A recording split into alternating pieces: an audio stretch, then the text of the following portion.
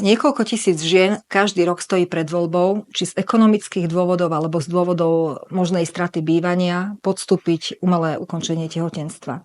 Keďže demografia na Slovensku je zlá, počet obyvateľov nám klesá, musíme sa snažiť zachrániť každý jeden ľudský život. A preto KDH prichádza s návrhom doplniť do zákona o sociálnych službách domov pre osamelých rodičov, kde by týmto ženám bola poskytovaná pomoc, ubytovanie, stravovanie pre deti do 3 rokov veku, aby sa vedeli potom opäť zaradiť do pracovného procesu. KDH je prorodinné hnutie. A prorodinné pre nás znamená ochrana detí. Áno, ochrana detí od počatia, ale znamená to pre nás priznať úctu, dôstojnosť a podporu jeho matke. Ide nám o to, aby ženy sa nemuseli vzdávať svojich detí. Toho tretieho, keď už 2 majú, lebo sa boja ekonomického pádu. Potom sú to rozpady vzťahov.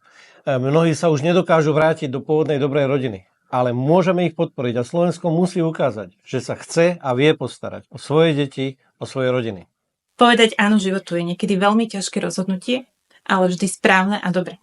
Keďže na Slovensku momentálne neexistuje systémová pomoc, ktorá by pomáhala práve matkám, ktoré sa rozhodujú na začiatku, či si svoje dieťa nechajú alebo nie, predkladáme tento návrh.